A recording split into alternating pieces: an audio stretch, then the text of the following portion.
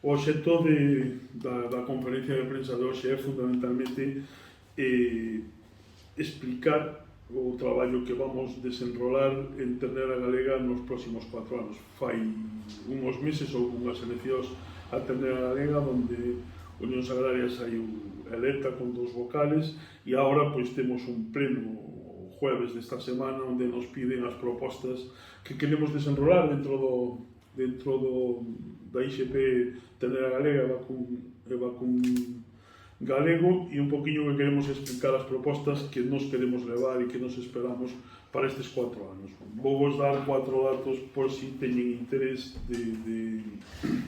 do que é a IXP Ternera Galega en Galicia, o que representa en cuanto a sector e en cuanto aos produtores.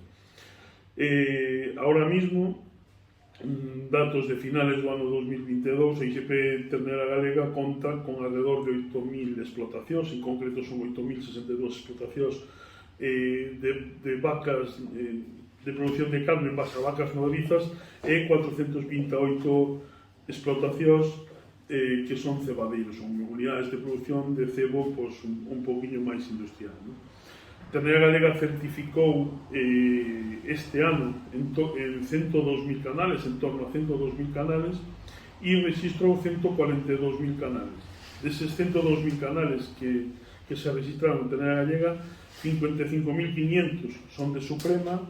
e 47.000 son de Ternera Galega. Por lo tanto, hoxe dentro da IXP Ternera Galega, a parte máis importante, en torno ao 55%, ocupa o Ternera Galega Suprema. Nos parece un dato importante, un dato a resaltar. Ternera Galega Suprema son as unidades de produción en base a vacas nodrizas e, bueno, é unha produción moi típica de Galicia e moi específica de aquí. Por provincias, porque creo que é importante. En cuanto ao número de explotacións de Ternera Galega Suprema, Lugo ocupa prácticamente o 70% das explotacións de Ternera Galega Suprema están en Lugo, en torno a 5.800 explotacións, Coruña o 20%, con 1.600 explotacións máis ou menos, e entre Ourense e Pontevedra o 10% que nos falta, máis ou menos en números redondos, pero ese é o reparto que temos no mapa en cuanto ao número de explotacións. En cuanto ao número de cabezas varía un pouco porque bueno, pues hai zonas onde as explotacións son un pouco máis grandes. É importante o número de cabezas que teñen estas explotacións porque creo que marca fundamentalmente o que é o mapa productivo de Ternera Galega e decirvos que en torno a 6.000 explotacións teñen menos de 25 vacas. Por lo tanto, podes entender que é unha actividade complementaria de produción de carne que seguramente se complementa con que algún membro da familia traballa en outro sitio. E só 2.000 explotacións estarían en máis de 25 vacas e alrededor de 700 explotacións teñen máis de 50 vacas. Por lo tanto, temos un mapa moi disperso en toda Galicia, fundamentalmente en Lugo, con explotacións, podemos decir, de pequeno tamaño e que necesitan, o sea, que teñen actividade como unha actividade complementaria ou como unha actividade, en algúns casos tamén, de xente xubilada. Hai un número importante de explotacións que teñen menos de 10 vacas e que é de resaltar tamén porque está en torno ás 3.000. Eso xa casi fundamentalmente de xente xubilada. Por lo tanto, temos un mapa moi disperso de produción en Galicia, fundamentalmente en pequenas unidades e producindo en base a vacas nodrizas. Temos que resaltar unha cousa, é importante porque estas explotacións teñen unha carne de moita calidad, pero porque realizan unha función medioambiental imprescindible en Galicia, eu creo que no Estado español. É de resaltar que cando se poñen dudas sobre a función medioambiental da produción da carne, en este caso, en Galicia, podemos afirmar que a produción de carne é medioambientalmente beneficiosa no seu conxunto, fundamentalmente polo que aportan as explotacións de Ternera Galega Suprema. Por lo tanto, estamos falando de unidades pequenas de produción que, inda que económicamente tiñan dificultades para ser viables, temos que preservar na súa totalidade porque son imprescindibles para a xestión do territorio. Un pouquiño para falar de sector, vimos dunhos anos moi difíciles en cuanto a precios. Ao final, a pandemia afectou moito na produción no precio da carne, máis que na produción, no precio da carne, e no ano 2020, que eu creo que foi a época máis delicada polo parón de consumo que houve e, sobre todo, bueno, polo parón da restauración, que é importante en Galicia en cuanto ao consumo de algún tipo de carne bastante apreciada. Tiñamos un precio medio de en torno a 4,70 euros kilo canal de Suprema e 4,25 euros kilo canal de ternera galega. Evidentemente eran precios moi baixos, incluso máis baixos cos do ano 19, e que se viu moi agraviado fundamentalmente porque a partir de mediados de ano de 2021 hubo unha subida moi importante dos costes de produción. É dicir, a evolución dos precios viña en baixa, principalmente pola pandemia, e a finales do 21 empezou a subir os costes de produción xa cunha subida brutal a principios do 22 e co tema da crisis de Ucrania, que empezou en febreiro do 22. E isto é, eu creo, que o momento máis delicado en cuanto a precios, porque tiñamos moitos costes de produción e pouco costes. Eu quero resaltar aí un punto que algo que desde o noso punto de vista é clave, que é o acordo de precios que significou a firma do protocolo do sector cárnico en Galicia, promovido fundamentalmente por Unións Agrarias, e que supuxo, sobre todo, un cambio de mentalidade. O acordo en sí, o que viña a decir, e o que decía era que había que subir un pouco a carne no consumo final para que lle repercutira dende a cadena de valor hasta o sector productor, que estaba nunha situación, eu creo que de caos. Entendemos que ese acordo foi o punto máis beneficioso que tuvo este sector, supuxo un paso no ano 21, a media que percibiron os ganaderos foi de 4,70 e no ano 22 foi de 5,70. Entre 80 céntimos e un euro de subida de precio, e desde o noso punto de vista empezou o cambio de situación e empezamos a poder defender a produción, aínda que é certo que a subida dos costes de produción foi moito máis importante que a subida do que conseguimos repercutir nos gandeiros. Fundamentalmente o precio disparouse durante todo o ano 22 e está empezando a baixar agora no 23, a partir de marzo do 23, e o gasóleo, que son os dous, o gasóleo e os derivados, que son os dous inputs que máis nos influyen no precio, que supuso no ano 22 con respecto ao 21 o gasóleo unha subida dun 40%. Por lo tanto,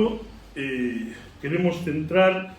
a situación dos produtores de ternera gallega nun tema, nunha situación ahora mismo, nestes momentos, donde vimos dunha recuperación paulatina de precios, fundamentalmente desde o protocolo do acordo do sector, pero cunha subida moi importante dos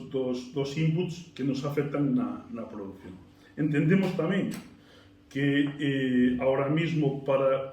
os gandeiros necesitan máis subida, evidentemente unha produción coas unidades que vimos antes da maioría en torno a 25 vacas necesita máis diñeiro para seguir producindo, pero exactamente o mismo que pasa no viño. Producir un kilo de uvas en Albariño é moito máis caro que producirlo na Mancha, pois producir un kilo de carne en Galicia é moito máis caro que producirlo na Meseta. Por lo tanto, entendemos que necesitamos un segundo impulso nos precios e, basicamente, é o objetivo que perseguimos neste novo período de ternera galega.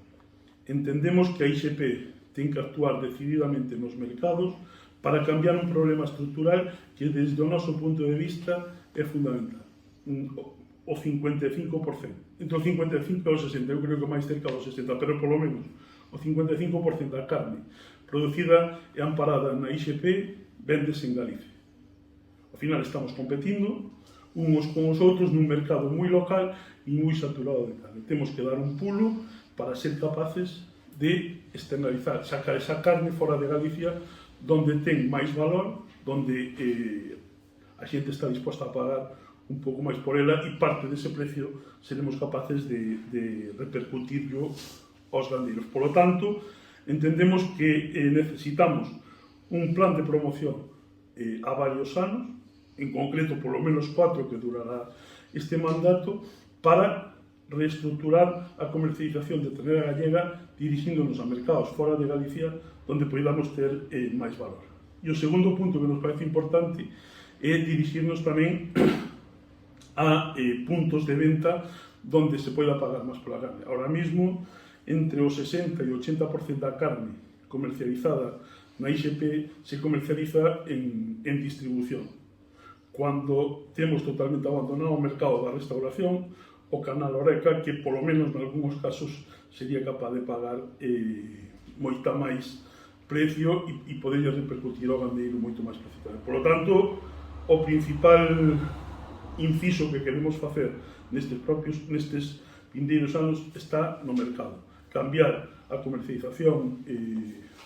da carne e ser capaces de entrar en mercados máis exclusivos para poder repercutir un pouco máis o precio sobre o consumidor e que lle repercuta ao gandeiro. Ao final, entendemos tamén que temos que ser capaces de incidir na industria. Ao final, a industria galega ten que, dunha vez por todas, apostar fortemente por a exclusividade da comercialización da carne certificada. Non é de recibo que podamos, na mesma industria, nas mesmas instalacións, traballar con carne dentro da certificación e carne de fora da certificación. É dicir, ao final, ou somos capaces de convencer a industria galega de que ten que ter unha exclusividade na comercialización de carne amparada, ou temos que permitir que industrias de fora veñan a comercializar, permitindo o despiace fora de Galicia. Eu creo que a clave para que as medidas de mercado que fundamentalmente son promoción, funcionen, e que a oferta da industria chega ahora mesmo. A industria que temos en Galicia non é capaz de atender os mercados de fora de Galicia, ou ben apostan decididamente por atender esos mercados, ou ben temos que abrir a que outras industrias que veñan de fora poidan comercializar con esa carne, con riesgo que iso acarrea, que tamén somos conscientes, pero ao final o que está claro é que en Galicia non podemos subir máis os precios porque baixou o consumo e non podemos seguir permitindo producindo coas unidades de producción que temos, competindo pois con economías de escala que son de outro nivel. Por vir a esta convocatoria de roda de prensa Unións Agrarias, en primeiro lugar disculpar a ausencia de Roberto García, o secretario xeral, que estaba na convocatoria de prensa, pero, bueno, un problema personal impide estar hoxe aquí, por tanto, disculpar a ausencia. E, en segundo lugar, é certo que houve hai poucos meses unhas eleccións dentro de Ternera Galega. En esas eleccións hai unha nova composición do Consello Regulador. É certo que Unións Agrarias ten dous representantes dentro dese Consello Regulador e, ademais, sustenta unha vicepresidencia. José Ramón é o vicepresidente do Consello Regulador da Indicación Xeográfica Protexida de Ternera Galega. É certo que durante estes últimos 4 anos, ou durante estes últimos anos, se fixo unha tarea importante, un traballo importante, pero o máis importante que hai que facer dentro de Ternera Galega, que cos produtores, además de sentir que se protexe o produto, que é o máis fundamental, pois que se valoricen os precios. Probablemente non houve esa sensación de que esa percepción de que había un diferencial importante entre os que comercializaban dentro e fora dunha indicación xeográfica, que ten, lógicamente, unha función fundamental, que é poñer en valor un produto de calidad especial e que, por lo tanto, ten que haber ese diferencial de precio. E iso é o que se pretende e o que se pretende conseguir a partir de agora. Hoxe, o próximo xoves, hai unha convocatoria dese Consello Regulador. A partir dese momento ten que ser o punto de inflexión para os próximos 4 anos e ten que empezar unha nova andaina. Hoxe registrábamos desde Unións Agrarias cales eran as propostas para debatir dentro dese pleno do Consello Regulador que se vai a celebrar o vindeiro xoves, e a partir de aí nos entendemos que hai unha parte fundamental que é valorizar ese produto, que se visualice e que se perciba que hai un diferencial por esa calidad e, sobre todo, conseguir que se abran mercados fora da nosa comunidade autónoma. Co 60% do produto se consuma dentro da comunidade autónoma, non é malo, pero, lógicamente, hai mercados que estarían dispostos a pagar cantidades moi superiores e que, por lo tanto, que o precio, de unha vez por todas, se vería ampliado que se vería beneficiados os produtores deste país. E iso que pretendemos. Houve unha campaña que se diseñou desde o Consello Regulador de unha campaña de publicidade que se fixo desde a propia Xunta de Galicia e que non tuvo o impacto que estábamos esperando e que, por tanto, é fundamental. Por iso, con esas iniciativas, non só que se abra a comercialización e que se empece a poder sacrificar fora de Galicia, que se empece a poder facer determinadas cuestións que de alguna forma consigan esa parte. Por tanto, hai unha cuestión que é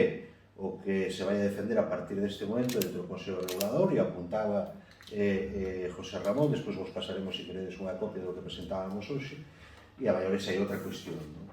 Que é fundamental que desde a Xunta de Galicia se empecen a articular as medidas para que de unha vez por todas se compense a pérdida de rentas que se sufriron durante estes últimos anos e que describía perfectamente José Ramón. É dicir, non parece lógico que a única compensación que houve viñera do Goberno do Estado, que a Xunta de Galicia de Deus se non puxeron só o céntimo para compensar toda esa pérdida de rentas e desde logo que o Observatorio de Precios, é dicir, sendo conscientes todos que o que se comercializa é exclusivamente un produto galego, amparado en unha denominación galega, e que, por lo tanto, non son, e explicaba moi ben José Ramón, os mesmos costes de produción de ternera galega suprema que os costes que ten un produtor en Ávila, en Castilla e León, en Castilla-La Mancha. Por lo tanto, é fundamental que sepamos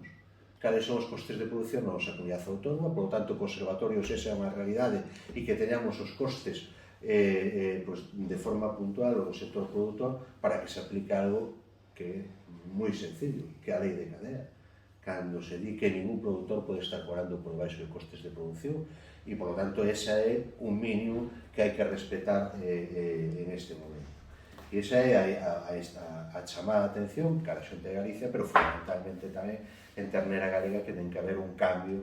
e a partir destes momentos empecemos ou pensemos que o próximo Seres vai a marcar un antes e un despois do que supón ternera galega no noso país.